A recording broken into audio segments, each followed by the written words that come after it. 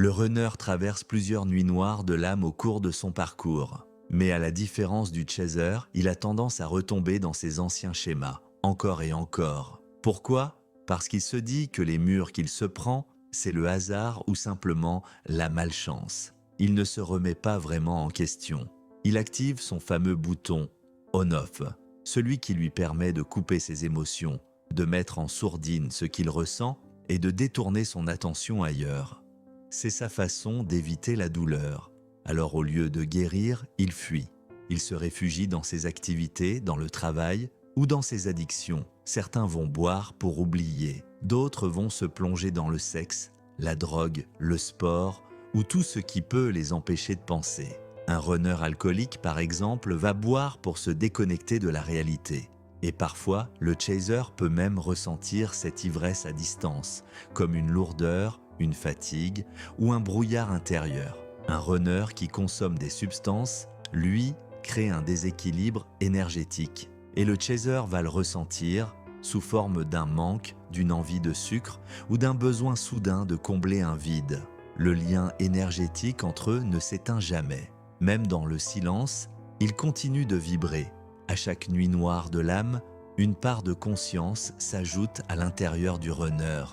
Même s'il ne s'en rend pas compte, il apprend doucement.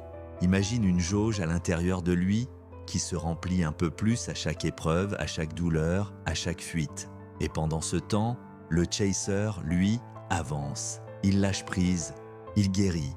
Il ne se demande plus si son runner va bien parce qu'il a compris qu'il devait se sauver lui-même. Mais le runner, lui, continue d'accumuler. Jusqu'au jour où la jauge déborde, un choc arrive, un échec, une perte, une rupture ou simplement une prise de conscience brutale. Et là, tout s'effondre. La carapace craque, les émotions refoulées remontent, les souvenirs du chaser refont surface, les mots non dits, les regrets, les remords. C'est le moment où il ne peut plus fuir, où son bouton off ne fonctionne plus. Il se retrouve seul face à lui-même, face à tout ce qu'il a fui. Certains appelleront cela une dépression, mais en réalité, c'est une renaissance. La véritable nuit noire de l'âme commence ici. C'est le moment où l'univers lui dit « Tu ne peux plus courir, tu dois maintenant te retrouver ». Alors il comprend. Il comprend que sa fuite n'était pas contre le chaser, mais contre lui-même.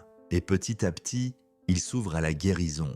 Il cherche du sens. Il apprend à s'écouter, à ressentir, à se reconnecter à son cœur. Parce qu'au fond, le runner n'a jamais fui l'amour. Il a fui la peur de ne pas en être digne.